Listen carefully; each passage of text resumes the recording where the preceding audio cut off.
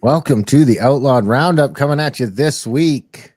Already into February 5th, 2025 with Got Waste, which was supposed to be a question. I was going to ask you, is that a question? Or? Not presented as a question? Well, it's a play on Got Milk. I know, but I mean. Well, then it should have been self-evident. No, I think Got Milk was more of a statement than a question. Well, let's Google it, see what comes up for the logo. It was a logo, so we'll settle it. And Euro Carney. Which, I mean, the Carnival Carney is just writing his own jokes. I mean, this guy is unelectable. Oh, no, he's electable for the Liberals. I mean, dude, he is a step up from Trudeau. He is Trudeau 3.5. I mean, no, Trudeau was good looking. Carney looks like a little troll from under a bridge. He looks like a dork, like the guy you were picking on in physics class. What? It doesn't matter about that. It totally matters. What do you mean it doesn't matter? Looks is probably is like one of the most important. He's a pretty clean cut guy. He's fine. He's fine. He might not be super masculine, but he's a little fag, man. It ain't happening. Can you say that? Weird. I mean, I didn't mean it like that. I didn't mean it in a derogatory. All right, you're right. It's Got Milk was a question. Yeah. So there you have it. Yeah, Got Milk. Sorry, I should have went with my intuition there. I was kind of scrambling. I should have asked you. Is it intuition? What? Is it going to just be like? No, it would have been. Well, because I was questioning it and I knew that was the answer, right? So it was. I mean, I can get rid of my Carney thing right away. I mean, I think one day we're gonna have to do the carnival of corruption. I mean, really, one day we will do that because he won't even answer where his conflicts are, right, or what he's invested in and all that, what he's got his money in. Because he's not a real candidate. I'm telling you, he's just a big distraction, and he's going to drop out. Something's going to come up, and he's going to have to drop out, and he's going to hand it over to Freeland, his goddaughter, who he's just fucking setting the stage for. Getting rid of everyone else is gone now, and then something's going to. I forgot. I can't do this job. Just to get the poll. I mean, the poll numbers are going to go up, like mostly fake, but they will get 10% of the old Liberals back that went conservative. They will, with Carney at the head, they will get those back. I'm telling you, it's going to be Freeland. He's going to jump. That's an interesting theory. I've been saying this for a while, but nobody's been really paying attention. I got to move my camera a bit before I get myself in trouble. Yeah, you should move the camera. Yeah, so I just think he's the one that needs to take it to the next level. He needs to fight back. He's going to represent I hate to say this like that, but the UN, the EU, the WEF against Trump and America. I mean, he needs to stay there for this fight. We can't have Freeland in there or any of the other candidates. He's going to be Freeland. Guy that's he's going to come up. He's going to drop out. Freeland's going to come in because it's still a loser election. What? So they're bringing for Freeland. No, dude, they're gonna have that's your prediction. My prediction is there's no way the Liberals are winning. I get everyone's all riled up, and they're gonna push out the election until 2026, and it's gonna be a state of emergency. And I get it, but that's not gonna happen. It's gonna be it's gonna be Pierre. I mean, why would they bother pissing off the entire country when Pierre is the same shit? Okay, well, don't in a little dorky little package. What's different? What's Pierre's big difference? That's the only thing is the carbon tax, which now they all agree needs to go. Take it off anyways. Exactly. They're just stealing it right out from his platform. They're like, oh yeah, we'll cancel the tax too. Throw the dog the bone and let him have Pierre because he ain't. He's all in on all the shit. Where is his stance different from Carney's? All right, I like that. Okay, I like that theory. I do, but. Where was I going to go with that? But Carney, he's dressed up as a fucking no. Whatever he's playing dress up already. He's playing dress up where he's dressed up as some fucking dude. I don't even know what the fuck, but it ain't a Canadian. It's foreign attire. So he's pandering already to minorities, which is a problem. And then he's not going to change shit. What's he going to change? He's going to do dollar.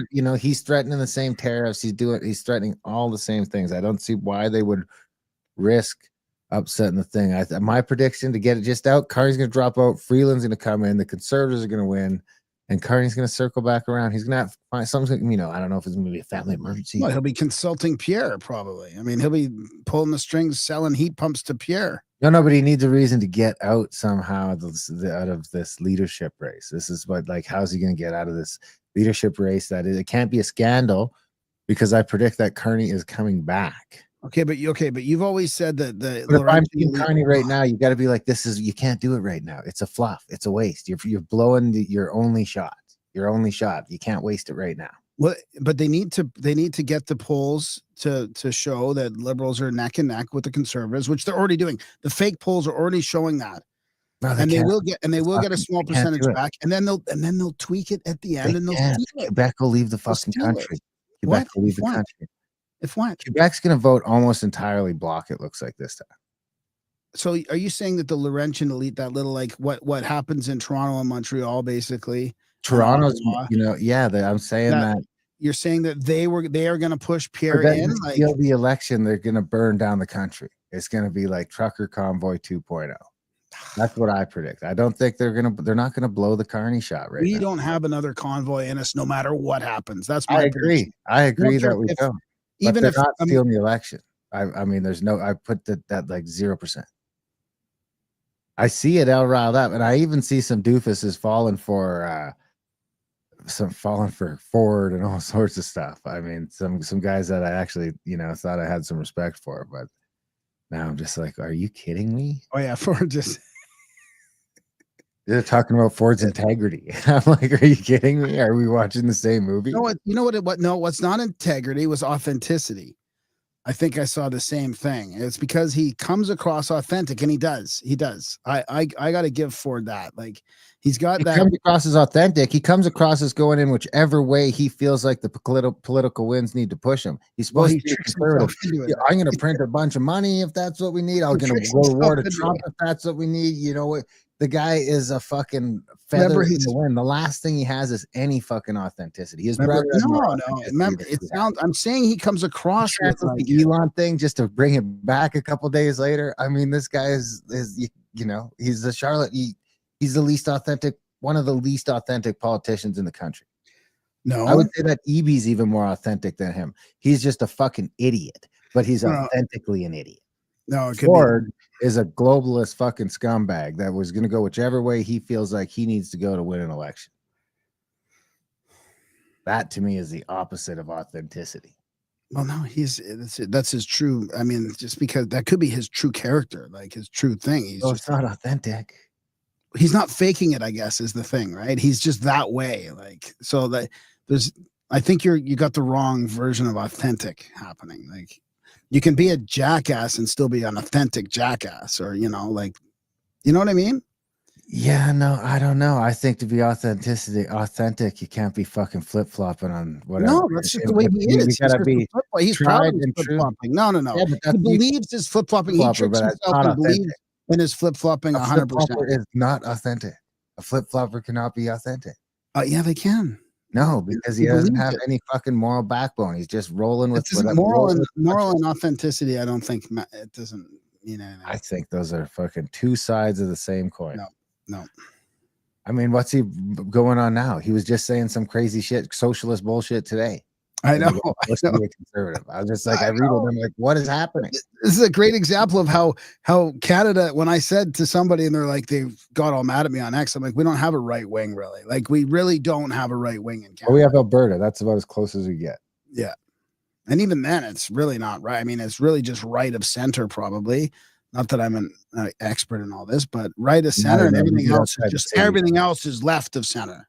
You get outside the cities, it gets pretty hard right. I don't know about around there. But it's just not a lot of population. Rural Alberta is pretty hard right. Yeah, rural Saskatchewan probably. I would put rural Saskatchewan and rural Alberta up against the Texas and against the hard right sections of We just don't have as much racism in us because it hasn't been face to face with it. We're more racist against the Indians that are here now and from before. All the Indians, really. There's a lot of people racist against the indigenous Indians, and there's a lot of people racist against the new Indians. Yeah. And that's just how we front it. But whereas You know, down in the States, it's been the whites and the blacks the whole time. So it's bound to go in that sort of different direction. So I mean, here's one. Could Carney could it be that Carney has to back out because he's got 3 passports? And we allow somebody that has like multiple national citizenships?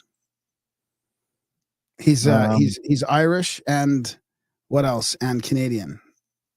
Ask ChatGPT. Do you have your machine up? I don't have it right now. I'm looking for Doug Ford's Twitter so I can see what it was that he sent out. Okay, and we haven't said a single thing yet about a single clip, so this is trouble already. We're already 10 minutes in. I can't find him.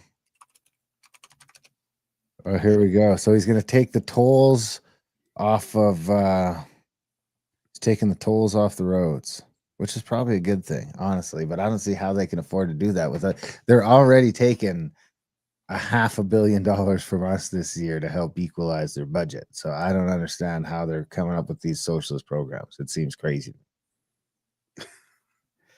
UK, and I thought so Irish. So Irish, UK. I was going to say UK, but Irish, UK, and Canadian.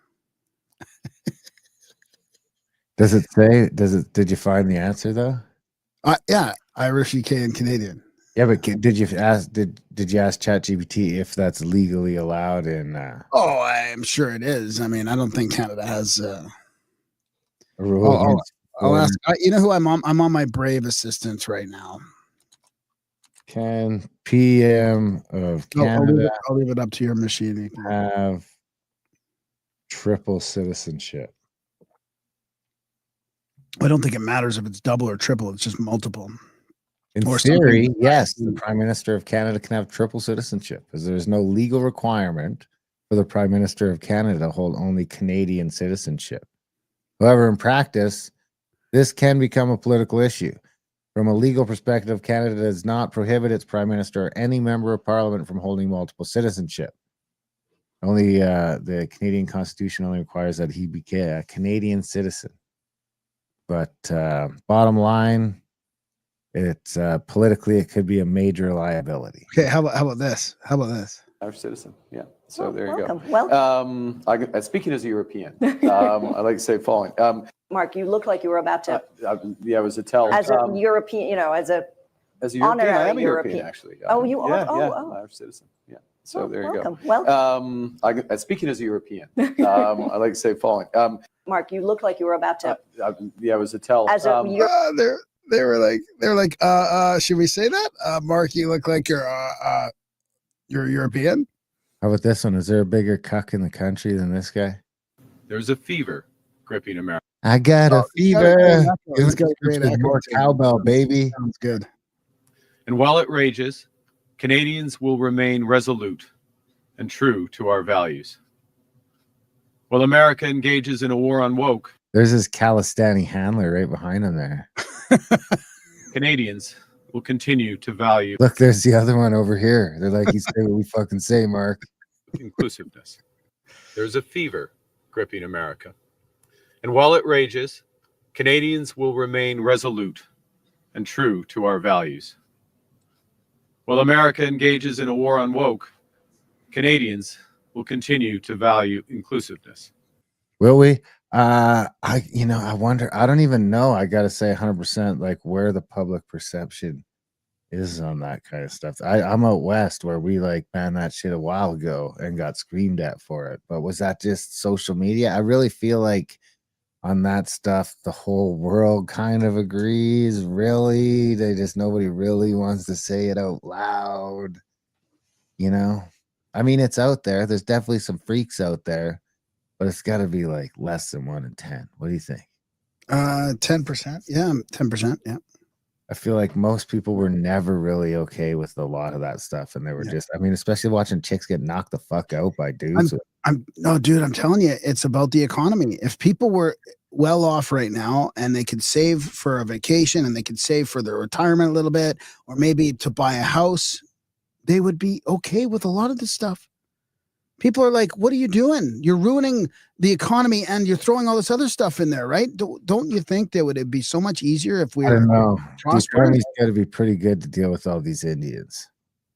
I mean, honestly, the I'm seeing levels of racism break out across Canada. That levels I didn't even think were possible. I mean, and maybe that was the plan to make America You racist. mean the dots or the feathers? The dots. I mean, honestly, I do encounter some racism against the feathers, but I see just as much racism going back the other way from the feathers. So I just, call it real, and I call it out on both sides when I see it. But you can't be racist. So I like to call it like that Lakota man is a race baiting piece of shit. I think he finally blocked me, but I've had enough of him spitting fucking fake Indian propaganda. Okay. like what? Like what? Like what kind of fake Indian? I'm not going to get into it here. It's like I'd have No, to but have just like, my feet up. just like what? Like He's just like talking bullshit. He's being a victim, which I Right. don't agree with. Is the best. Yeah. Best road. I pay my taxes.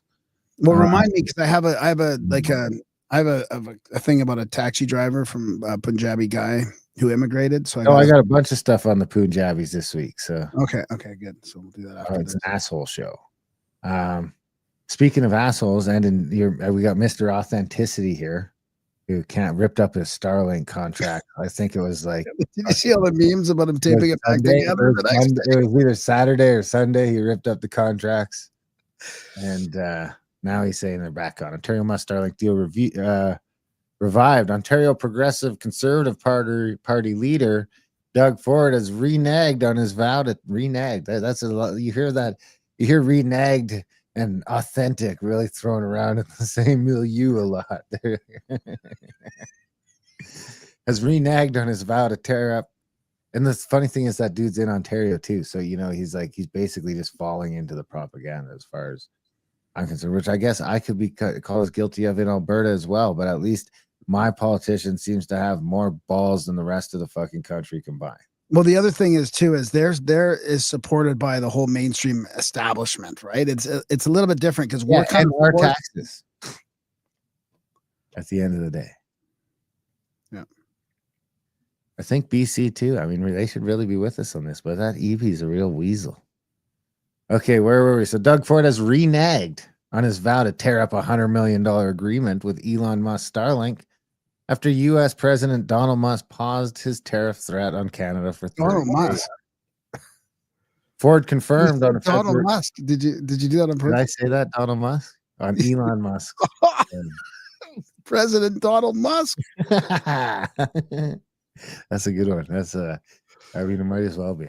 Ford confirmed on February 3rd that the Starlink agreement with Musk will proceed for the time being. Unless you upset me again, then the deal's off. He's an Indian giver. Time being, and other retaliatory measures planned by Ontario, such as banning U.S. alcohol from LCBO stores, will be put on hold. I mean, this should open up a conversation of why the government is in the business of selling alcohol. Really? I mean, well, that's what the U.S. people were saying. They're like, look at this. All the government owns the alcohol stores. Like, everywhere except for here and there, I think. And so good job. You're not getting revenue off the already sold. That just shows you how well the business is, right? Well, let's take out all the American stuff that we've already paid for off the shelves so that people can't buy them. We have temporarily averted tariffs that would have severely damaged our economy, giving time for more negotiation and time for cooler heads to prevail. Ford had previously announced the same day the province would be terminating its contract with Starlink.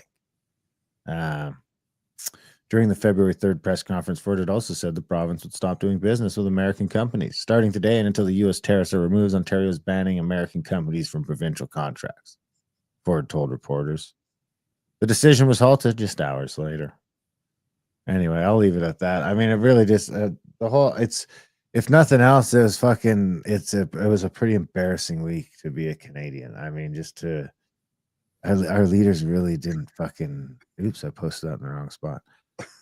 No, and I don't even like to call them our leaders because I don't like to think that I have a leader. But they really they're all just super pathetic. The way they were all like whiny, bitchy little fucking. Oh, it's full of virtue signaling. Like, it was just gross, man. And none of them except for Danielle and Mo wanted to address Trump's ask, which should have been handled a long time ago for us. That's right. Hey, speaking of Team Canada, I got this little clip here. I got a little Team Canada clip for you. pull it up. I don't know where this came from. Someone sent it to me. Oh, it's Bird a Proud Dad on Twitter. Are you on CPP? Are you looking at boycotting Trump? We have a solution for you. Check this out. The Canadian pension. So this is the You're echoing too, by the way. oh well, we'll have to just deal with it for this clip. Okay. This is basically the global asset allocation of the Canada Pension Plan. I mean, you remember last year we were talking about how the pension plan doesn't invest in mostly Canadian companies, and they were talking about forcing it to invest in Canada, and we were talking about how, well, that's risky because if the pension plan starts losing money, then the pensions go away very quickly. I mean, it needs to make 10% a year. I think 8%, maybe. It needs to make money, I think, at 8%. If it doesn't do an 8% return every year, then the CPP starts falling apart. And even in its current form, I think it's only good for 75 years at best. Is this the one that invested in Chinese EVs? I don't care what they invested in. I'm not going to get into that, but I'm just going I do if it's based on but not for this clip. Not for this clip. We're not getting into that for this. This is not what this clip is about. This is more about what happens when Canadians boycott the America. And okay, 144 billion out of their 350 billion dollar pension fund comes out of America. How much? I mean, 144 out of what? 16. You know, I'm not going to do the math quick. It's not half, but it's over a third, I would say. He's going to tell us. But so that's kind of, so them boycotting America, you're cutting 35% of your pension fund out from under you that needs an 8% return. So, you know, let's then just continue. But that's sort of the breakdown of this chart here is where we're investing our pension fund money. Are you on CPP? Are you looking at boycotting Trump? We have a solution for you. Check this out. The Canadian Pension Plan is heavily invested in the United States. In fact, it is the largest investment in the CPP. So if you really want to stick it to Trump, stop collecting your CPP. Boycott it. You're making money off of America. See, like, this is the fucking thing that people don't understand, right? They all want to point fingers and say, buy Canadian, buy Canadian. Our own pension plan doesn't buy fucking Canadian. That's a great kicker at the end. That's awesome. And if it did, it wouldn't be able to make any money because we've regulated ourselves almost into extinction. Yeah, it just shouldn't be such a virtue signal. People should just always be trying to buy the localest they can. You buy from your neighborhood, you buy from the province, you buy from Canada. Like, shouldn't that be the general thing that people try to do? Even if you're going to spend a couple more dollars, you support local. As long as we're on the Team Canada trend, I mean, let's just. During your discussion, it's not going to be as fun because you already know about this, I'm sure. But Team Canada, so you got to assume that after this near trade war, where, you know, the country suddenly come to terms with the fact that we don't really have any ways to get our oil to market other than the States. We can't really do anything with it if we're not selling it to them, and we're selling almost all of it to them, and we need the money. So you'd think, you know, it's time to make some pipelines, right? Build. Didn't Carney say it? Time to build. So thank you, Carney. So Team Canada must be like, yeah, man, let's build some pipelines, right? What do you think Quebec has to say? If during your discussions today, the issues of pipelines came up and whether Quebec would now support either an Energy East or some other kind of pipeline that would take Alberta oil out to markets other than the U.S. Yeah. No. Of course, right now, there's no social acceptability for this kind of project right now in Quebec. But, of course, situation, the economy, and what Mr. Trump is doing may change the situation in the future. So if there's a social acceptability, we will be open to these kind of projects. But right now, there's no social acceptability. No. Okay. Well, who's that? That's not club. That's not the Bloc, right? That's not the main party. That's what is it? A Bloc's not the main party. Bloc's not the main party. Bloc is the federal party. That's the Quebecois Party Quebecois or whatever. That's the people. That's the party in power in Quebec. Is it? Right now. That's a provincial party. Social. So you're right. Then basically, like the brainwashing media, social environment dictate your government. Then they just want our money. They don't want our dirty oil going. I don't even know what it is. But here's the thing: even if they change their mind, and I was going to pull up this exact same thread. Do you have all her tweets? I mean, she's got like 6 of them in a row that were all about that. About this one? Yeah, that's all the oil imports, right? Yeah, I mean, she had. I mean, just to continue what you're talking about. Criteria that because she has another one that goes on how much they've pulled in from Saudi Arabia over the last 20 years or whatever. Right. Okay. Well, this is just 2023. I mean, it's like, okay, well, we bought $3 billion, $3,000 million worth of oil, where there is no carbon tax and zero emissions regulations, but Alberta has to cut production to meet the mythical net zero. You can't hate these liberal hypocrites enough. And I guess it's got the energy there to 2023 all the way up from Nigeria. Oh, this ought to be a good. So she's probably taken this and switched to Nigeria to all these other ones. Yeah, you should go to her profile. Okay. Because that's just Nigeria. So they also imported a bunch of oil from America last year to help meet demand and a bunch of oil from Saudi Arabia. I thought she was taking a break. I don't know what she's back just like with all these. She's just back with all the goods. The top chart, the one we were just looking at. Yeah, so go down a little bit. Yeah. Go down a little more. That one right there is Saudi Arabia. 46.8. So let's say 47,000 million to Saudi Arabia. Yeah, about another $2 billion a year. Last 20 years. However, Saudi Arabia brutalizing women is no problem in Quebec, and liberals are good with it too.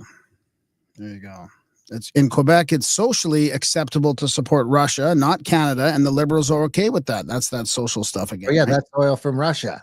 Canada bought 71 million from Russia in 2023, including 20 million of oil because Francois Legault won't allow a pipeline. Good job, Naya. That's awesome. So here's a question. So even now, let's say you own an oil company and the social condition in Quebec has changed a little. And they're like, you know what? We changed our mind. You guys come build a pipeline. What did Marty say that pipeline cost to build? Like $6 billion, $8 billion or something like that? I think 8, maybe. I don't know. That seems like... Would you invest that money going through Quebec so that when the social acceptance goes the other way, what happens then? You know? I know. That's why our government's not serious and it's not reliable. I mean, this is the thing. But look at this perfect chart showing how nonsensical is the liberal net zero agenda. 75% of all Canadian exports go to the U.S. Tell me which ones don't require oil and gas. I'll wait. Huh. Interesting. There you have it. Okay, so that's she's been back on fire. Good to see her back. So I've got it. Is that yours or mine that I'm sharing? Am I sharing that? Yeah, that's yours. Yeah. Okay. So I mean, I wanted to do another thread here from David Zhao. I don't know if you've been seeing him on there at all, but what do you want to do? Do you want to do something else? You go ahead. So I got it. So just so you know, I got a bunch of fentanyl stuff. Some dude got shot at the border today. I can get rid of that one because he just shit. What? I closed the wrong one. Yeah, there was some fentanyl busts and some lecos, like some weird stuff from another awesome investigator too, Stephen Punwasi or whatever his name is. So this is from David Zhao. Canada's become a nation of deeply unserious people turned into a banana republic by dictators draped in the rainbow flag in the last 10 years. So one, for all new talk of diversification, our economy is weaker and more dependent on the U.S. than ever. 2, for all the new talk of but Mexico makes all the drugs, tens of thousands have died and suffered from our pro-drug policies. 3, for all the new talk of buy Canada, we've deindustrialized so much we barely make things to buy anymore. 4, for all that's so true, eh? People are like, oh, that's a company that's owned by the U.S. too. Like every time somebody's like, oh, I'm going to buy this, you're like, no, sorry, not owned by Canada. There's not a lot left. For all the talk of invest in Canada, our own pensions have decided this country is uninvestable. 5, for all the talk of Canada healthcare, more people have died directly from wait lists since 2020 than from COVID. Oof. Canadians rose up to demand war on Americans without realizing we've been at war with ourselves for years. One, we want to cut off America's access to trade when our own citizens have had their bank accounts cut off. Two, we threaten to cut off oil from America when our own provinces have been cut off from oil for decades without a pipeline running west to east.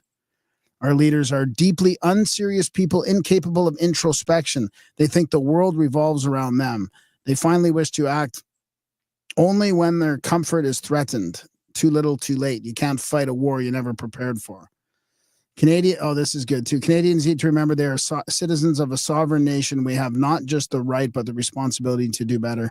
We now have once in a lifetime opportunity. People are awake for the first time. We need to demand better from each other. We need to demand better from our leaders and media. So yeah, that's a good post. I agree. You could demand all you want. It ain't gonna happen. True. I do agree with that too. Okay, so what direction do you want to go? I got some fentanyl stuff. I mean, Clyde won't even say fentanyl on YouTube. He says it's a bad word. I know it's you know what? I know Moose on the Loose is calling it street candy, so we shouldn't say it. I mean, you see, man, I'm not that. This is if we're gonna say the news, then we got to say the words. Yeah, I'm not gonna play that shit. I don't think that's correct. I think YouTube should change your policy on that. That being said, I also haven't seen any decrease in censorship. I haven't seen, no one said anything. I would see if maybe those guys are big enough that they might notice a dip in stuff, but I think I don't think we should start changing the words, Okay, well, it's like self-inflicted newspeak. Yeah, no, I agree with you, dude. We're not good at all at self-censoring, so we should probably just decide not to right now. Well, I mean, I've got a bunch of drug stuff too, so we can either do the drug stuff or the taxi Punjabi stuff. So, okay, wait. Well, let's start with let's get the got waste out of the way first, then, and then it's done, and we can do a bunch of drug stuff. So let's see. Let's start with this. Actually, I want to open it up with this little bit here. I'll open this up, which is just historical stuff on some tariffs and dairy stuff between Canada and the USA. So Canada's supply management system for dairy and poultry products has historically imposed high tariffs on imports to protect domestic producers. These tariffs have been a point of contention, particularly with the United States. Dairy products, tariff rate quotas. Canada employs TRQs to control the volume of dairy imports. A predetermined amount can enter duty-free, but once this quota is exceeded, steep tariffs are applied. For instance, over-quota tariffs can range from 200% to over 300%, depending on the product. Tariffs on U.S. dairy products have been notably high, with rates such as 241% for liquid milk and 298% for butter. These measures aim to protect Canada's supply management system, but have also been criticized as a trade barrier by U.S. stakeholders. Similar to dairy, Canada uses TRQs for poultry imports. Imports within the quota entered with lower zero tariffs, but those exceeding the quota face substantial tariffs, sometimes approaching 400%. NAFTA and USMCA. Under NAFTA, Canada maintained its supply management system, limiting U.S. access to its dairy and poultry markets. A subsequent United States-Mexico-Canada agreement provided the U.S. with increased access to Canada's dairy market, allowing tariff-free entry for 3.6% of the Canadian dairy market. Despite these concessions, high over-quota tariffs remain in place. I mean, shouldn't it just be? I thought we were doing a free market thing here. Well, no, there's other problems too, right? I mean, since 1999, the Canada does not they're not approved to use recombinant bovine somatropin, the synthetic hormone that the U.S. uses. So apparently, that's why we can't import dairy products, because of this this hormone that the U.S. uses, but we can't. That we haven't approved. Really? Yeah. I never heard that before. How can they have tariffs on it then? I know, that's weird, eh? So it says the United States uses these hormones in food animal production, which is a practice not permitted in Canada. Due to health and welfare concerns for the cows. The hormone is banned in Canada due to concerns over human and animal health. Yeah. Oh. So I don't know. That's interesting. I wonder if how that plays into that whole thing. You know, I mean, and does that mean that all of them are doing? I'm sure there's some people that aren't using that. You'd think, right? Isn't there a bunch of organic farming down there? I'm sure there's all sorts that aren't using it. Well, this is a newer article on it. Amid U.S. tariffs threat a fight maybe brewing over Canadian supply management. So basically what we've been doing is, the only way we can keep the Quebec and Ontario dairy farmers in business, make it feasible for them to keep making milk, is by basically not allowing any other dairy products into the country. And it gets, which is a tariff, right? Isn't that like a tariff? You're basically subsidizing. Exactly, it's a tariff. Well, and they're actually charging tariffs, like I said, over 200%. So if you want to bring milk in from the States and sell it for $2, they're going to charge you 200% on top of that. So you got to sell it for $6. So they go in for the same. I mean, you can't get a jug of milk in Canada now for less than $6 anywhere. Oh yeah, no, it's crazy. So if we had American milk in here, what would that look like? What would that do to the chicken, milk, bacon, eggs? Eggs are expensive right now in the States because of that bird flu bullshit. But if we had the just enough of their stuff in here, I feel like it could cut the average Canadian's food bill in half. Anyway, Montreal, the federal government and the Canadian dairy industry are vowing to protect the country's supply management system. And we're going to go into this a little deeper, find out if you think this system is worth protecting any longer. Well, that's what I was going to say. Like, maybe I don't really like government intervention, but I mean, if it is to buy locally, like what Trump's doing, then maybe it is okay to protect this. It would make us pretty big hypocrites, though.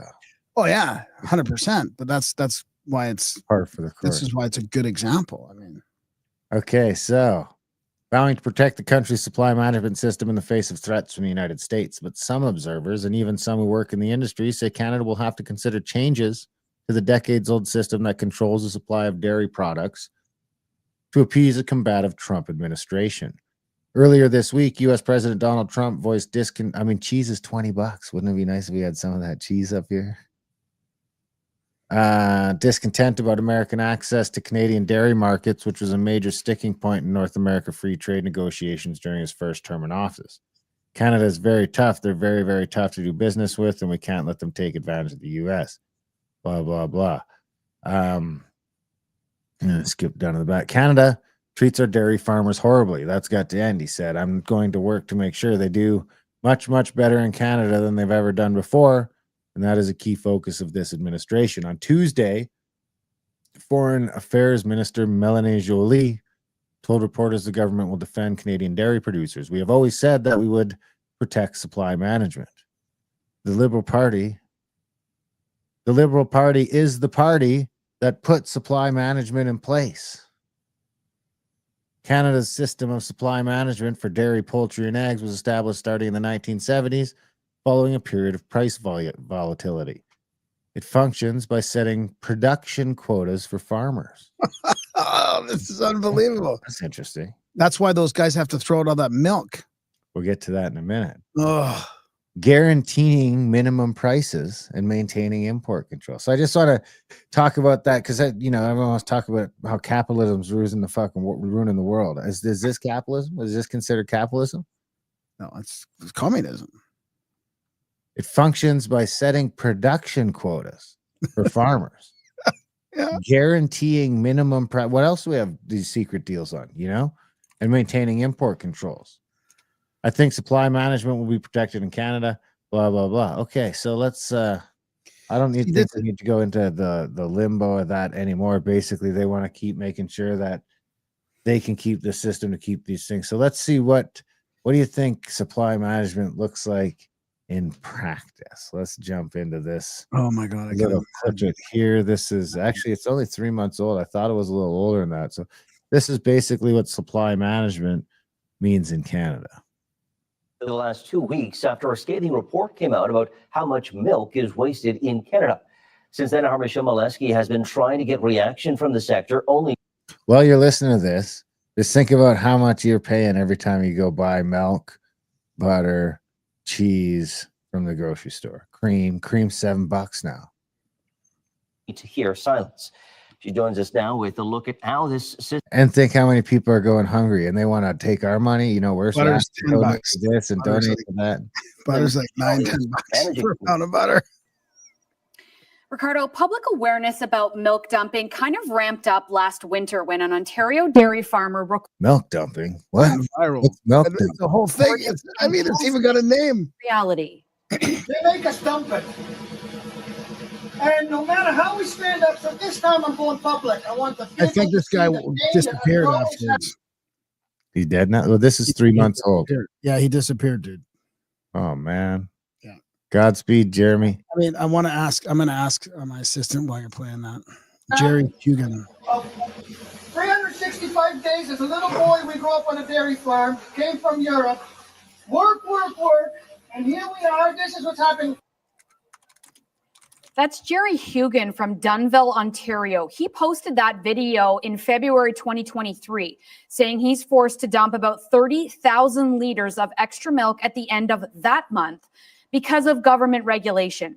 He, like thousands of dairy farmers, pay for a quota to make milk in this country.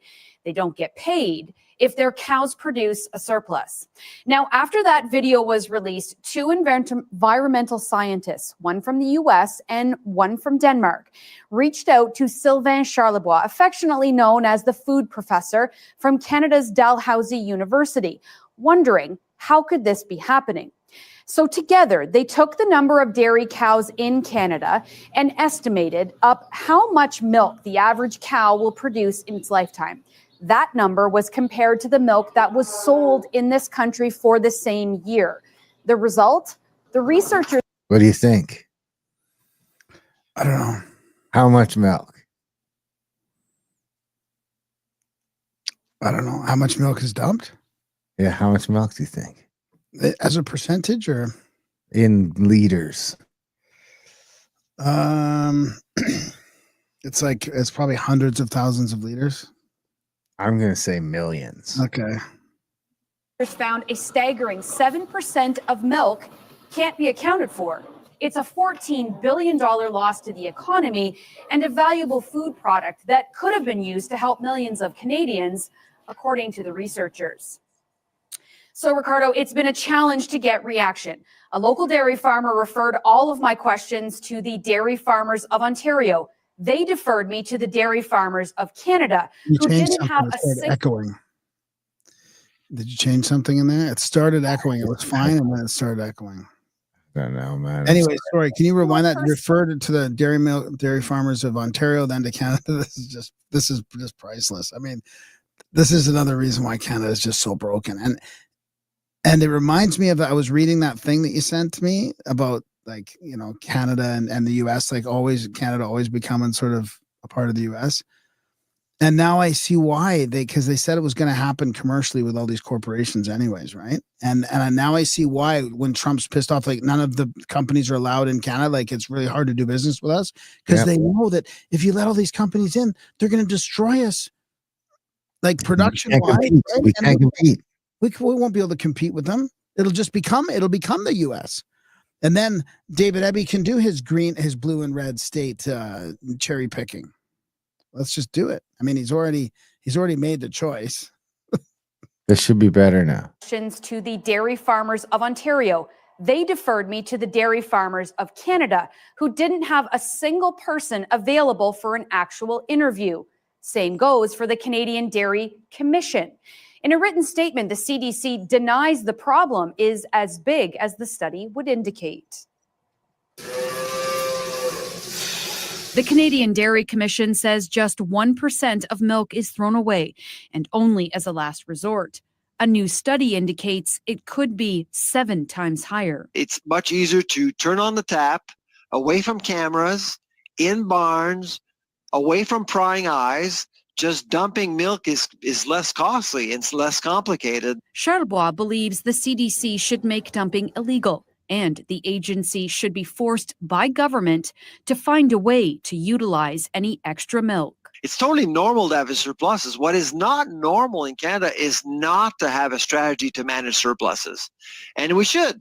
Charlebois also believes farmers should be allowed to sell their milk raw and unprocessed. Whoa. Or Canada should do more to find new domestic producers to make That's getting infant crazy. formula or yogurt in this country. Economist Ian Lee believes supply management should be abandoned altogether. We're the only country now in the world with supply management. Lee thinks if we did, the cost of milk could be cut in half, acknowledging government might still have to provide subsidies to the sector. So if governments want to intervene for whatever policy reason, it's much better to subsidize the firm or the activity rather than fixing or regulating the price. The federal government, meantime, appears to remain committed to supply management. I'm gonna leave it there for now. So we talked about how much did you say you thought it was? Oh, I Hundreds of thousands. didn't want to get into the millions. I mean, I just said, well, hundreds of thousands, but All right. Well, let's. it says 14 billion on the top of your thing. I mean, That's lost. a dollar amount, though. That's a dollar amount. And that's just some bullshit news thing. Let's go to the to a report, to a publication, a research publication from the Center for Sustainable Systems. It says, what do we got here? Holy moly! Over 6 billion liters of Canadian milk has been wasted since 2012. Now, this is a paper. This is a research paper filed October 5th last year. So that would be. Do you have your chat bot open? Can you ask him what 6 billion divided by 13 is? Divided by 12, really. So it's going to be. Well, I could do that. It's $500 million a year. 500 million liters of milk a year. So Canada's dairy supply management system, according to the peer-reviewed literature. I mean, the Canada government says otherwise. I mean, I will have to. It's a coin toss on who you can trust these days. I know I don't trust the government. Canada's dairy supply management system provides milk year-round, but unnecessarily disposes of overproduction. A lack of transparent data on discarded milk means that the scale of this issue is unknown. This hinders action to mitigate the potentially large environmental, economic, and nutritional costs of avoidable on-farm milk waste. Here we estimate the volume of surplus milk discarded on farms using a material flow analysis approach and assess the related environmental and nutritional costs. By our estimates, over 6.8 billion liters of raw milk vanished from the Canadian dairy farm since 2012. Now, what do you think? We could probably take $1 billion off of that for fucking out the door raw milk deals. Yeah, I don't know. It's just mind-boggling. It's a number. So let's see what this is. So we calculate this is equivalent to 8.4 million tons of CO2 emissions, or enough milk for 4.2 million people, or 11% of the Canadian population annually. Hey, that could be all the immigrants since 2023. Whoa, easy, man. We don't need to give these motherfuckers any milk. You should get some milk. You know, you're old. Pretty soon you'll be on the pension. Send it to your mom should get free milk. So we suggest increasing transparency on the volume of overproduction. No, but I mean, what about that? What about that? What about free milk to the food banks? Like, I mean, anything but throwing it away? Really? What is going on? This is like Atlas Shrugged, man. It's crazy. Right? Are you done Atlas Shrugged yet? No, I got through it a bit more yesterday. I was just, again, blown away by it. Yeah, it's one of the better books all time, man. That shit is all mixed up. My stuff is mixed up. So, I mean, that's a good one. That's an awesome segment. Is that the end of the segment, or? That's the end of the segment. Yeah, that's really good. Yeah. I mean, I have another thing on I have more stuff on it, another paper, but it's kind of like beating a dead horse. They're dumping a billion liters of milk down the drain every couple of years. It's craziness. And I think Buddy's gone. I mean, we should try and find that dude. It would be good to try and find him. Maybe I'll search it on X. I tried to search it on the internet and it didn't come up. All right, you want let's jump into some Fent? Sure. I'm trying to get this guy on the show, but I think I'm a bit much for him. And he's an Indian dude, so. Oh, that's the guy I was, yeah, he's awesome. Stephen Punwasi. I've got one from him coming up next year. Yeah. Yeah, so neither Canada or USA are saying that the drug border conflict is about out loud, so I guess I'll do it. This is from a little while ago now, January 30th, but I thought it was still worth doing. This is about Canada's trucking industry and Ontario's truck driving schools that popped up overnight. Wow. So number 2, first off, you've probably seen this chart making the rounds, proving Canada isn't a big source of drugs in America. When I talk stats, I always tell people to take a careful note of what it's showing. In this case, it's drug seizures on the Canada and a Mexican border. Straightforward. So it shows there that, we're 1%. And this is the trend. This is the one that everybody's going. This is the whole mainstream narrative is going after this 1% thing, right? That's right. So 2, 3. Now, if you're in America, you've probably been reading stories like this. Take note of where these truckers are being arrested. Spoiler, not the border. Just one of these buses was 6% of the volume of drugs seized at the border, but obviously wouldn't be in the border data. So the one here says Canadian-based truck driver Robert Scapa, from Mexico. Cops pulled over a truck on the way station on Interstate 94. What is going on? Oh, is this all the same story? Okay, sorry, I'm doing it back here. So a Canadian trucker was arrested with 123.9 kilograms of cocaine in Indiana. So Alberta, not Alberta, sorry. An Ontario truck driver shuttled cocaine and heroin into Canada for high volume drug ring has the blah, blah, blah. The Indian national was on a work permit in Canada when he started hauling loads of drugs, allegedly for a mafia-linked Montrealer, Mexican cartels, and American narcos. That's the one I was looking for. So 123. So what's that? About 250 pounds of cocaine. Yeah. How do I get out of this now? That's just the one thing. Okay. Am I not sharing anymore? No, you're not sharing anymore. 4, Canada and America have arguably the closest trade relationship of any two countries. Every day, 3.5 billion in goods flow through back and forth, with an average of 13.7 thousand trucks crossing a day. As a result, a high degree of trust is granted to logistic companies, especially bonded and trusted firms. Companies like FedEx need to move materials really fast. Used to be hard to become a cross-border trucker since companies don't want to risk hiring a smuggler. In 2019, Ontario snuck in legislation to lower regulations to make private career colleges. Then, with the help of the government-owned joint venture firm, no one knows our Gov's own, they combed rural parts of developing countries to drum up business for colleges that popped up overnight. Trucking was huge. Between 2017 and 2024, Ontario went from 80 truck driving schools to 280. Wow. Oh my God. The province has 6 auditors for 600 private career colleges, almost half for trucks, apparently. No enforcement standards. The industry thinks it's absurd. 8, as you might have guessed, that's a really bad combination. CBC Marketplace did an investigation recently where they try to buy a truck driver certification, and then the person threatens to set them on fire when they try to back out of the deal. You want to watch the clip? Or no? I think we've seen it a while back. 9, it's also important to remember Canada had no checks or balances for its study program, no background checks or school verification. They just show up at the airport with proof of funds and a letter they won't verify. That's it. That's how it worked until last year. 10, to recap, money laundering capital of the world, no school regulations, criminal run certifications, desperate folks from developing countries with no standard of entry, and no scrutiny for cross-border traffic. Still surprised this is happening. So I thought that was a pretty good thread. Yeah, it's really, really good. Yeah. Well, let's just keep on with the drug stuff here for a bit then. So this is in today's episode of Canada's Justice System is a Joke, and this is from Kirk Lubimov.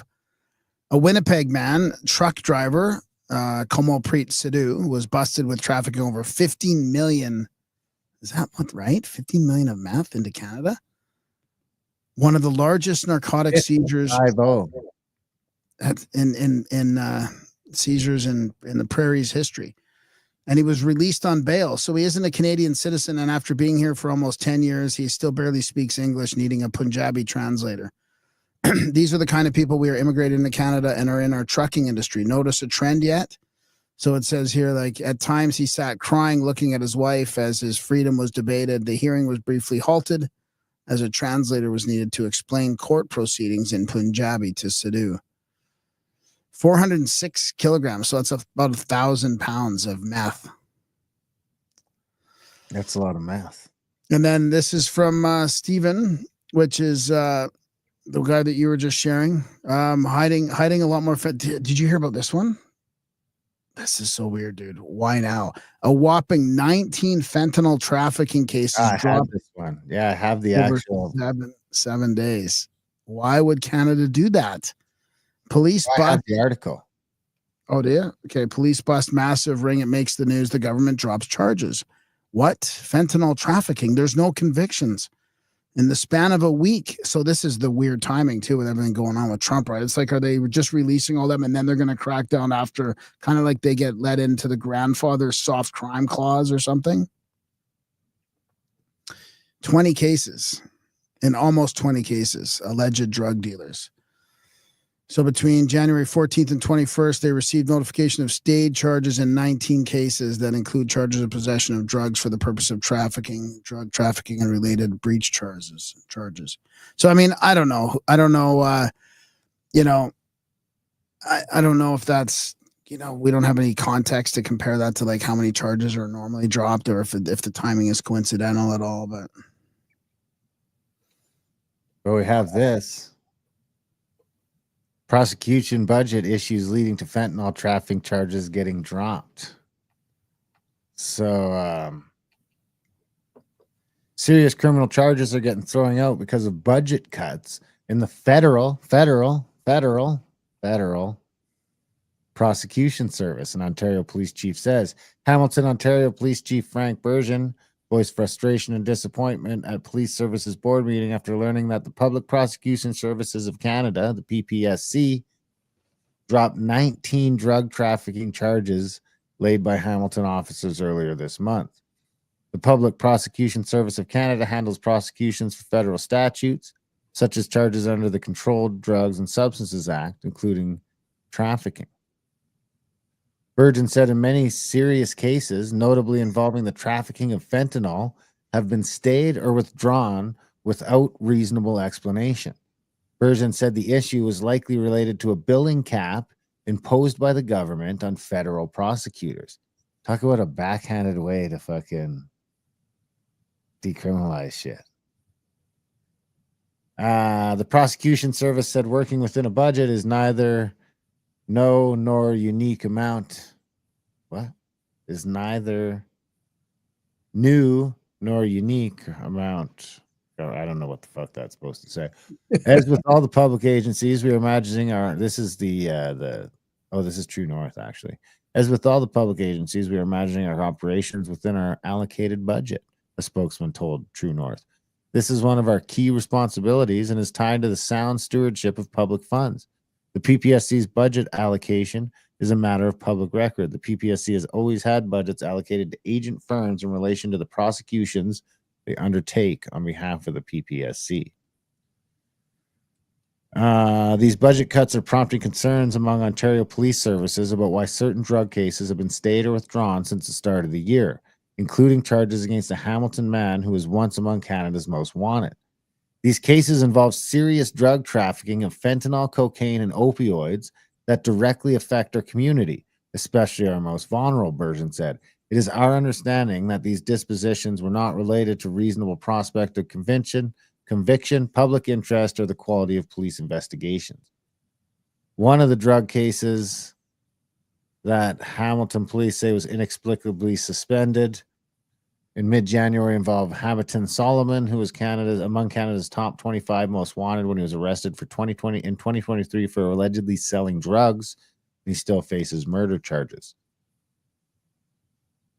Anyway, I hope the federal government is paying attention that we need their assistance specific to the illegal proliferation and exploitation of the most vulnerable in our community. Urging continue, make no mistake, our mandate is to stop drug trafficking in our city, and our members will continue to dismantle these illegal drug operations. Well, that's weird because I missed this part about Stephen's post. That you're talking about Hamilton, right? Look at Stephen saying Hamilton home prices went up 3 times in 8 years, like 3 times. So look at back in 2015. I mean, even 2005, they were just over 200,000. And then it goes up to, in 2015, it was at 400,000. Then it went up to 1.2 million almost. He says, love Hamilton, but we're not paying the government $10K for property records to prove the laundering, only for government to act shocked and ignore it. Already did that in TO. I'll do the analysis, but not paying for records. Hey, Mark Carney, does your platform have a plan to deal with the laundering and fentanyl? I think Canada would love to hear it since you may be PM in as little as 2 months. Pierre's voiced concern. Freeland demonstrated she's team fentanyl by hiding the HSBC investigation. Team Fent. I want to be the Fent czar. I can do it. And I don't have a Fent problem. So, you know. You like Here's Tibernicus. I might be able to shed light on the problem. There's a history of corruption in the Crown Prosecutor's office involving certain large criminal law firms in Hamilton. I can speak to at least 2. This is just a comment. I can speak to at least 2 cases where such was indicated. One I was involved with. The other Ontario Attorney General's office investigated, and of course the findings were not made fully public. And then Stephen replies, wow. Then he leads on how I can learn some more about it without ending up in a Hamilton dumpster. It's true. When you ask Grok, it lists all these names native to the Yuzhong district of Chongqing, China. Uh-oh. Ching, ching, chong. Yeah. Yeah, that's good. All right, let's stay on the Fent train. Might as well just get blacklisted on YouTube if that's the thing. RCMP near Swift Current bus Calgarians with 8 kilograms of fentanyl. Calgarians. What do you think? What do you think their names are? Sing? That's pretty racist. They're from Calgary. Should their names be like, you know, Billy Bob and RCMP near Swift Current bus Calgarians with 8 kilograms of fentanyl. I hope this is a message to others who choose to transport illicit goods through our province. So, Calgarians attempting to transport 8 kilograms of fentanyl were arrested. The Calgarians. They keep using that word. Oh, yeah, they want. I don't think it means what you think it means. Any chance to smear Calgary? 8 kilograms of fentanyl were arrested following a traffic stop by RCMP in Saskatchewan Highway Patrol near Swift Current, Saskatchewan. On Tuesday, officers from Saskatchewan's RCMP roving traffic unit and the province of Saskatchewan Highway Patrol were working together doing proactive patrols in the Swift Current area. An RTU officer conducted a traffic stop on Highway 1 as a result of, I mean, that's the other thing. There's like one road across this fucking country and we can't figure it out. As a result of this Highway 1, that's it. There's no 2. There's highway, you know, coast to coast. As a result of continued investigation, the 2 occupants of the vehicle were detained for a drug trafficking investigation. During a search of the vehicle, officers located 8 kilograms of fentanyl hidden under the spare tire. The vehicle's occupants were arrested. Swift Current RCMP and Saskatchewan RCMP Saskatchewan Trafficking Response Team provided RTU valuable assistance during the traffic stop and subsequent investigation.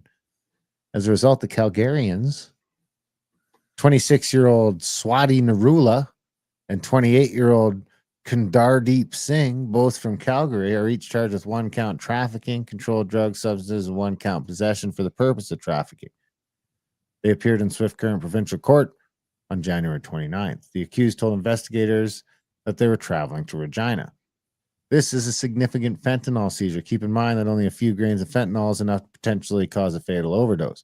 We have prevent potentially millions of doses of this dangerous drug from entering our communities. It says there that the USDEA, go back to that paragraph, says that That's what it looks like. It's all 1 kilogram. I know. I didn't know if it looked like that. 1 kilogram can kill 500,000 people. So that could have killed like 4 million people. What? all different colors of the rainbow there. And they got to cut. And they got to cut all that. So that's into- what 20 pounds basically. Wow. Anyway, I'm not going to keep going down any longer. So the Singh brothers, the Calgarians, good Calgary boys. I wonder how long they've been in Calgary. Let's jump over to this. We'll share this tab instead. Border guard found guilty in drug smuggling scheme. What do you think his name is? I'm not answering anymore. A former BC border guard has been found guilty for his role in a multi-million-dollar cocaine importing conspiracy.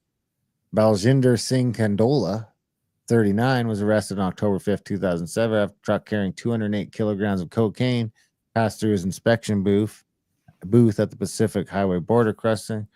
The drugs were valued at between 5 and 6 million. Blah, blah, blah. Kandola's co-conspirator, Shminder Singh Johal, a car parts importer, was also found guilty of conspiracy to import drugs, importing a controlled substance, unlawfully importing firearms, and bribing a border official. 10,000 he got for waving him through the customs. A BC Supreme Court judge found Kandola guilty Friday. What's the date on this article? It's like a guy hands you like 10 grand in cash and he's like, oh, I didn't know there were drugs in the back. But yeah, go ahead. Yeah, so this is pretty old actually. But anyway, border guard. How many more do you think are compromised? So Yeah, I mean, it'd be hard to line up to the right guard though, right? You'd have to know exactly what to like. Oh yeah, you just know when he's working, and you go to those like he's probably working at those one. There's plenty of like just one lane things, you know. Yeah, you just got to hit that one. You should get a job at the border. Canada now a low risk, high profit hotspot for fentanyl super labs, a sore spot for Washington. This is actually 3 months ago. No, 2 months ago, from the beginning of December. Law enforcement experts say provincial police need more federal resources to shut down Western Canada's booming fentanyl super labs. What? I thought it was only 1%. Fentanyl super lab. What's with the kiddie pools?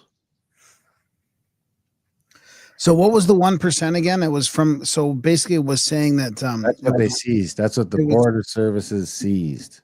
Of like 1% of America's imports that were caught were from Canada. They're saying all the drugs seized at the borders, 1% were from Canada. 1% were from That's Canada. what the media is running with, and except that all these other things are getting caught before it goes over. So there's a lot. Well, not that. No, I would say that the elephant in the room is that there's fucking no enforcement. And there could be hundreds of kilograms of this shit going over the border every day. And there's just been a trusting relationship that, you know. So, I mean, the truckers and their companies. And yeah, well, that's the caveat, dude. I mean, it's become a running joke in Canada on trying to find white, you know, whenever you drive down a trucker, you're going by a trucker. It's like, you know, it's never a white dude anymore. They're all Sikhs. So now and then you've got all these Sikhs getting caught with fentanyl. And then you start to wonder how many of them trucks from these new companies and 200 new companies that sprung up. I mean, half of them probably don't. I mean, you could give them the benefit of the doubt and say half of them don't even fucking know what they're taking over the border. They can barely speak English. Yeah. You know what I mean? Like some unsavory fella could just be like filling it up and sending them off. I mean, it's a crazy thing. I would say at last count, it was something like 70 or 80% of the main trucking industries in the country have been taken over by the Sikh population. Yeah. Which is a lot of things. A lot of things. Yeah. Anyway, law enforcement officials say police forces will need more federal resources to shut down Western Canada's booming fentanyl super labs after the country's synthetic opioid epidemic was spotlighted by U.S. President Donald Trump. So when they get busted, do they sing, Darren? I'm not going to comment. I knew there was a joke in there somewhere about, you know. A bad joke. It's not working. Anyway, I'm going to keep going. Pretty much all police associations across Canada are suffering from a lack of resources right now, and we're certainly no exception. Kemp took part in the takedown of one such super lab in October in Valley View, Alberta, where officers seized 7 kilograms of processed fentanyl and thousands of liters of suspected precursor chemicals. Just 1 kilogram of fentanyl can yield up to 500,000 doses. Blah, blah, blah. When we look into the lab at Valley View, those types of investigations are very resource intensive, said Kemp. Everything from getting the required evidence to even obtaining a search warrant to find out what's happening at the property takes quite a bit of time and manpower. So, each so-called super lab is capable of processing a kilogram or more of fentanyl in a 24-hour period, say police. So large-scale fentanyl labs first sprung up. So now this is this where the busts are happening. They're like saying that it's a prairie problem because they're finding them out here. We're the only ones that are looking for them. Ontario don't seem to give a fuck. You know what I mean? There's a few. BC's basically decriminalized. So anyway, large-scale fentanyl labs first sprung up in British Columbia owing to its proximity to the Asia-Pacific region, but have since spread eastward to Alberta and Ontario. Ontario police busted one such lab located just 50 kilometers away from the Niagara Falls border. I wonder what they were doing, where they were sending. In the summer of 2023, a facility in Falkland, BC, thought to be Canada's biggest and most sophisticated fentanyl super lab, was shut down by police in late October 2024. China is still believed to be the primary source of the chemical precursors processed at these facilities. Canadian sourced fentanyl has been recently turning up in raids in the US, Australia, and other foreign nations. A briefing note prepared by Global Affairs Canada in June 2024 said that there's reason to believe Canada is now a source and transit country for fentanyl to some markets. BC Conservative MLA and public safety critic Eleanor Sturko said she's concerned the federal government is putting fancy new hardware ahead of the personnel needed to investigate and shut down illicit labs. Data from the past 2 fiscal years suggests that slightly more fentanyl is entering the U.S. from Canada than the other way around, although Canadian source fentanyl still represents less than 1% of all products arriving at the U.S. border. So they were already working on that talking point in December. Huh. I wonder if that is 1% of fentanyl or 1% of product. No, that's 1% of seizures. Seizures. So I would say that still argues that you could still have 99%. We could still have more just getting through. I mean, the difference between the two borders is a lot of extra policing. Did you hear about the other 1% thing that the shipping in Vancouver, the containers, that they don't even really look at them. They look at like maybe 1% of the containers in Vancouver, and apparently the trains don't get looked at all. They just don't even inspect the train cars at all. I mean, Canada is just turning a blind eye to everything. It's unbelievable. So, can I read this thread about the fake student cab driver, Uber driver? Yeah, do it. Okay, this is from Adam Zivo. And my Uber driver yesterday was a Punjabi guy who immigrated to Canada 2 years ago as a fake international student. I don't condone his abuse of the system, but he was a nice guy and a victim of the system too. So I want to know what you think about this, Darren. I haven't read the whole thing yet. Here's what stood out from our conversation. First of all, this guy hustles hard. He works at home at some factory in Brampton, of course, during the day. And then he does Uber at night. He has no choice, really. His family mortgaged their farm to send him and 2 siblings to Canada for $50,000 each. He came to Canada because immigration agents in India lied to his family about what life is like here. They presented Canada as a land of opportunity and skipped over the crippling cost of living crisis and the fact that permanent residency is not guaranteed. He said that while the Canadian government... What? Said psych. He said that while the Canadian government is shutting down fake diploma mills and reducing student quotas, many Punjabis back home now realize that Canada is not the country it used to be. So demand to come here is naturally falling from his perspective, anecdotally. He said that crime and drug addiction are a noticeable issue in Canada. On 2 occasions during his long Uber shifts in the middle of the night, addicts refused to get out of his way and scratched his car after he told them to move. He mentioned that among his friends who also do Uber, one had their windshield smashed by a violent addict, another had his car stolen right out of his driveway.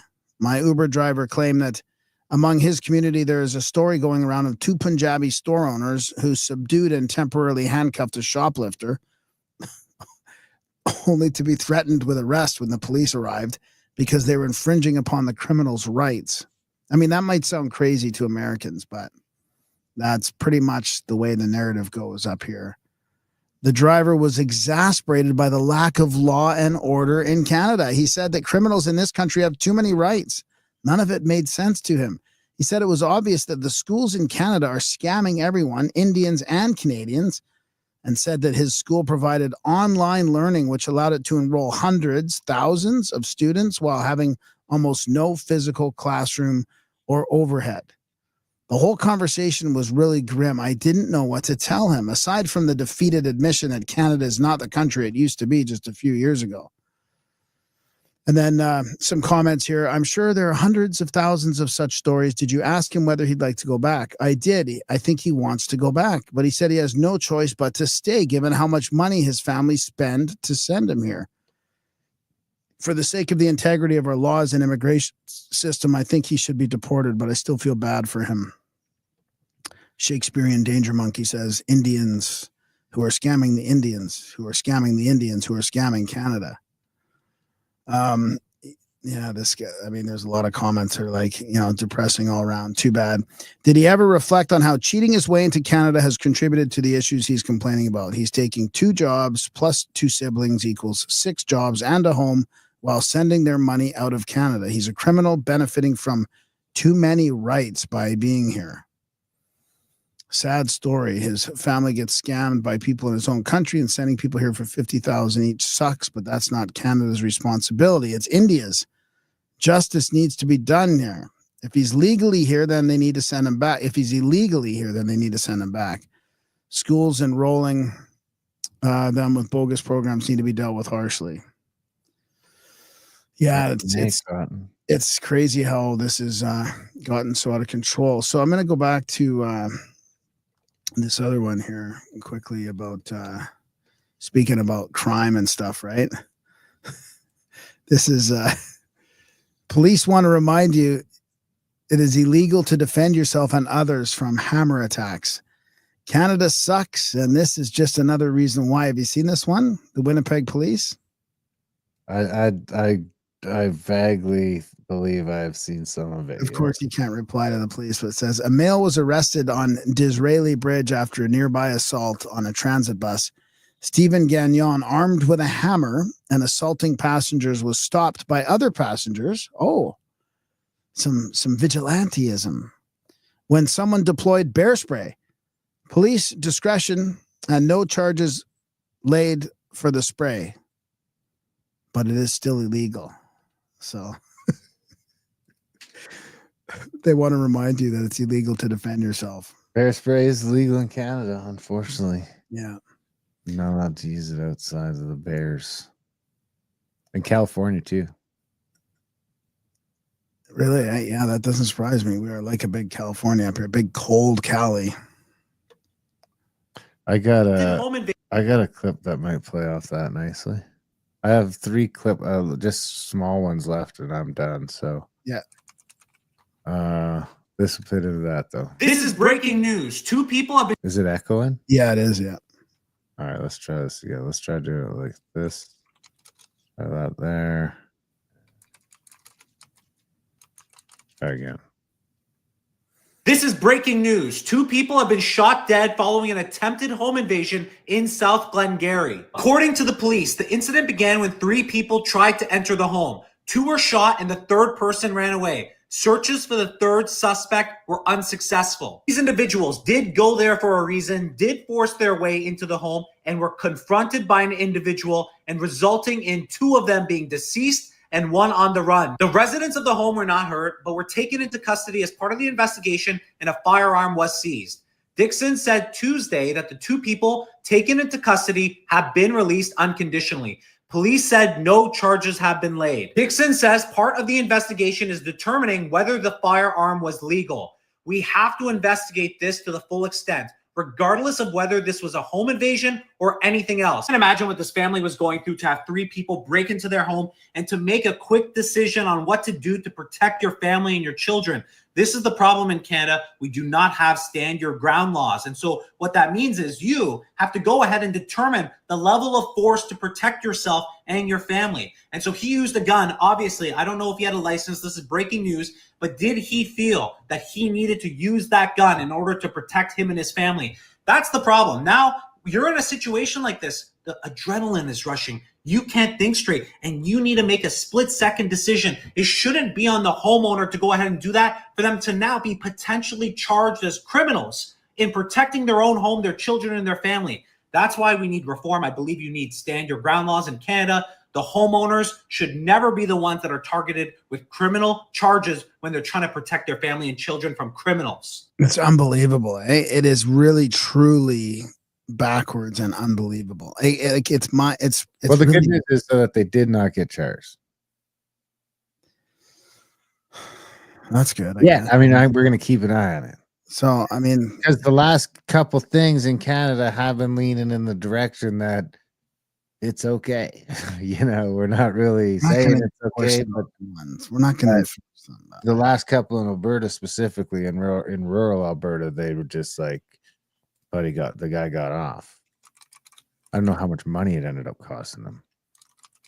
Right, might have not been cheap. Right. The other thing is too, it's similar to the soft on crime. Oh, have you heard of how Ruby Dahl is going hard on crime? Have you heard about that? But I mean, the problem is it dissuade if you know that as a criminal, if you're gonna break into somebody's house and that it's okay for them to shoot you, you're gonna not break into as many people's houses, right? I mean, it's part of a deterrent as well to give people the right to defend themselves.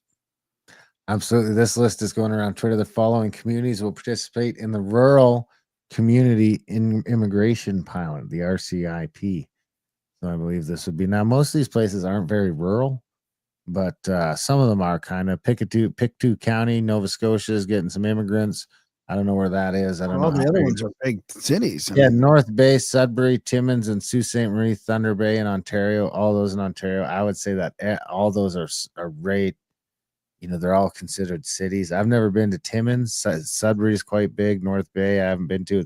But I want to say they're all into the tens of thousands at least. Very much not like a small little country town I would think of. Steinbach, Manitoba, a little bit smaller. I want to say that's around 20. Altona, Rhineland. I've never heard of that place. Brandon, Manitoba is quite big. Brandon's over 200,000. I want to say Moose Jaws. I don't know how big it is, but it's got a few people there. Probably 10 or 20. I mean, Moose Jaw's fairly big, I guess, but it's pretty close to me actually. And then Claire's home, Alberta, getting some Emmys. I know. I heard they rejected it. Oh, did they shut it down? I heard they rejected it. Yeah. Hillbillies strike again. I heard the only one in Alberta is like not here. I love it. I was gonna say. I mean, we like the Filipinos out here. If we're gonna get them, it seems like it. There's some Filipinos over at the I'm not going to say where, but where I go to town for coffee on my way to work. Yeah. Small little town there. But I mean, they're pretty on the ball. I got to say, if I had to pick. Well, you can't be like that, though. You can't. Ukrainians and Filipinos. They like karaoke. That's why you like them. And they just like they want to work. They try hard. I mean, honestly, dude, with some of the Indians, they're just like, they don't want to be here. They're not interested. It's like this. I don't know, man. It's like the hand's just out the fucking window with the coffee. There's no, I don't know. There's a difference. I'm just saying there's a difference. I'm not saying one's better or one's worse. I'm just saying there's a difference. Your example is a Tim Hortons example. My God. Yeah. Yeah. Well, there's no white people at any of the Tim Hortons anymore. So there's some Filipino ones and there's some with Indians. That's it. You know what? There's some in the one in Chestermere is Arabs. I should swing back in there and see how it compares after, Yeah. But the drive-through experience for coffee has just been continually deteriorating in Canada, especially in Tim Hortons. I mean, I switched to McDonald's now if I have to get a drive-through coffee because the Tim Hortons is just a total shit show. It's unbelievable. Okay, so but ever since Burger King bought that place, it's like the Canadian icon is owned by an American company. It's made in Canada, though, I guess. West Kootenay, BC, North Okanagan, Shuswap, BC, and Peace Laird, BC. So I don't know if that list is real or not. And then I will finish out my content with some breaking news. This just happened. Not far from me, a few hours from me, just as we were getting ready to come on the show. Oh, yeah, I heard about this. RCMP and Canadian Border Services say they stopped more than a dozen people from crossing into Canada from the United States in recent days. Officials gathered at RCMP K Division today to discuss 3 illegal border crossings. Yesterday, an American was spotted driving a truck into Canada at the Coots Crossing. He died after shooting himself. A day earlier, 9 people were also intercepted coming into Alberta from the U.S. Video from Manitoba shows a group of 6 people recently discovered crossing into Canada. Both those groups appeared underdressed for the cold Canadian climate. Police say they were all originally from countries in Central America and Africa. The RCMP's regional commander says they are sending a message with the response to these recent border crossings. This is a big hang on. This is a big media blitz. This is just way, way too convenient to come out right now, today, the day after all the enfoldment of Canada to Trump's things, and they're showing all this special technology and the heat vision sensors they've got. They're like scaring people, basically like, hey, look, we've got these borders under control. We've caught everybody. We've got the special equipment. Hey, what? All the media's lined up there. It's like a press conference. It's ridiculous. This is how fake our Canadian system is right now. Bada bing, bada boom. Let's keep going. Both Canadians and Americans to be alive to first of all, to the situation, and as well as to secure our border. They didn't really talk about what happened, so I just have to read it. Monty say a man is dead after he crossed the United States into Canada at the Coots border crossing in southern Alberta on Tuesday. It's one of 3 incidents detailed by RCMP in a news conference on Edmonton about Canada's border with the U.S. It's funny that he's coming this way. So basically, Assistant Commissioner Lisa Moreland, I wonder if that's one I got in a fight with, told reporters that the man was referred to secondary inspection, which I've been referred to quite frequently. Every time for a while. At the border crossing when he arrived at 7:45 a.m., but police say he drove north into Canada without stopping. I mean, border officials notified the police, who located the vehicle near Raymond, Alberta, about 80 kilometers away. Police. We're not a serious country. We're not a serious country. This is how easy it is to get into Canada. So instead of going left, you just go right. And that's if it wasn't for the range roads and it being so flat, like if there's any trees or anywhere to hide, he would have got away. If there's a city at all, there was nowhere for him to go except down that one road for 80 kilometers. Police followed the man from Raymond to Lethbridge, Alberta, a distance of about 35 kilometers, and back through Raymond. A tire deflation device was ultimately deployed near Milk River, Alberta, which is about 60 kilometers from Raymond, bringing the vehicle to a stop. The man ran from the scene on foot and was chased by police with canine officers. During the pursuit, the male sustained a self-inflicted firearm injury and was pronounced dead at the scene.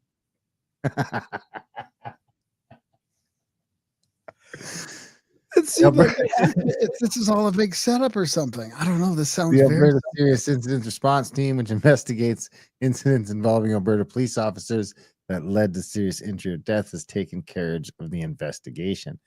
The day before, Moreland said 4 adults and 5 children were found to have walked across the border near Coots around 6:15 a.m. Why wouldn't you just go like far from Coots?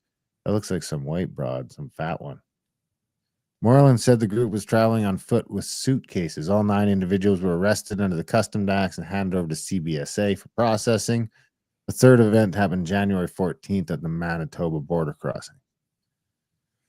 Anyway, that's about all I got on that. But I mean, they just blasted Buddy. No, sorry, Buddy blasted himself. I guess. Do you think he actually? No. You think he actually blasted himself? It sounded accidental, but I mean, that could just be me. Like he pulled out a gun to shoot at the cops and accidentally shot himself. Yeah. You think the cop shot him and just said he shot himself? Yeah, exactly. They're all riled up, man. Once that spike strip comes out, I mean, the blood is up. They're fucking these guys. I've seen them in that mode when they fucking totaled all my shit. So anyway, that's all I got. All right, let's wrap it up. All right. Well, we hope you guys enjoyed our little show here. And I was posting my links in the wrong. There is no second half. This is all of it. This is all of it. We have a free show. Of course, this is the free one. And we do another bonus one over the weekend. And then, so if you sign up for Plus Now, you get that extra bonus, a whole bonus show. We give you a bonus show. Last week, we did a good one on the COVID report from the Alberta government and a bunch of pipeline stuff. And we'll be doing that again on the weekends. It won't be live streamed, but you will get that extra episode. So instead of doing extensions, we're going to do extra episodes for Plus members only. Sign up over there for AmericaOutlawed.ca. Sign up today and you'll get all that, plus extensions on all the interviews we do. Of course, head over to Grimerica.ca for our other podcasts. Contact atthecabin.com for all of our trips and events. Adultbrain.ca for the audiobooks. GrimericaCBD.com to get some CBD or some THC gummies going on. And what am I missing? I think that's about it. That's it, guys. Check it out.